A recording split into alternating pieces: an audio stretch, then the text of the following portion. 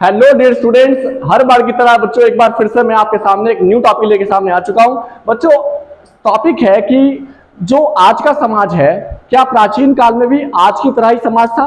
बच्चों, मैं आपको बता दूं, जो आज का समाज है प्राचीन समय में बिल्कुल भी ऐसा समाज हमारा नहीं था। प्राचीन काल में बच्चों अगर आप भारतीय समाज को पढ़ते हो तो आपको मिलेगा कि भारत का समाज उस वक्त 4 भागों में बटा हुआ था। वो 4 भाग कौन से, फटाफट खत्म करते हैं। जैसे बच्चों आप देखेंगे तो नंबर 1 पे समाज में जिनका स्थान था उन्हें बोलते थे बच्चों ब्राह्मण। नंबर 2 पे थे क्षत्रिय और नंबर 3 पे थे बच्चों वैश्य और समाज में सबसे निचले पायदान पे थे शूद्र। सवाल ये उठता है कि समाज में ये 4 पायदान बनाए किसने और इन्हें बैक टू बैक इसी ऑर्डर में क्यों रखा गया। तो बच्चों अगर आप प्राचीन ग्रंथ को पढ़ेंगे जैसे कि मनुस्मृति या फिर एक किताब और है बच्चों, उसका नाम है पुरुष सूक्त।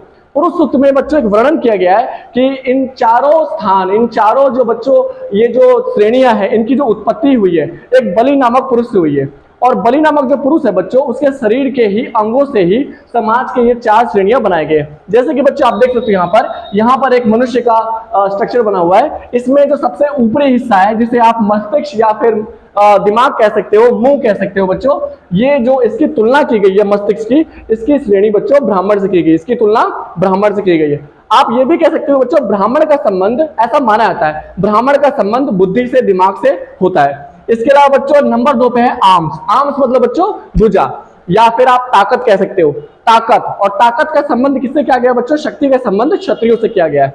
नंबर 3 पे आता है बच्चों जांग, ठीक है।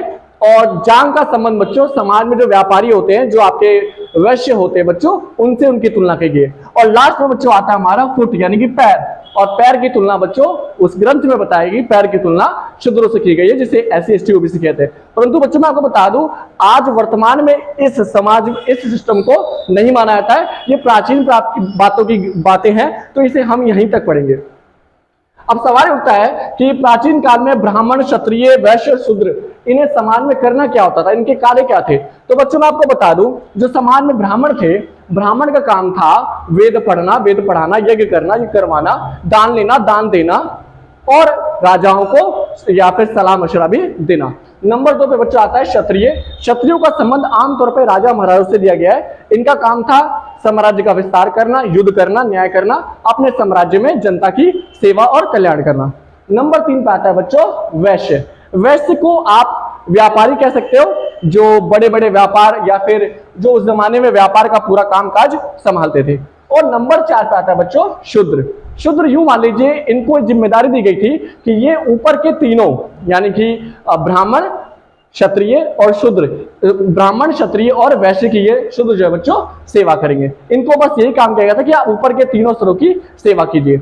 और यही बच्चों प्राचीन भारत का समाज था। और उस जमाने में समाज बच्चों इन्हीं 4 भागों में बटा हुआ था। सब के सब अपने अपने श्रेणी के हिसाब से कामकाज में लगे रहते थे। और हालांकि ऐसा नहीं कि बच्चों सब इस बात को मानते भी थे, कुछ मानते भी थे और कुछ नहीं भी मानते थे। तो ये है बच्चों प्राचीन काल का वर्ण व्यवस्था। आशा करता हूं आपको समझ आया होगा।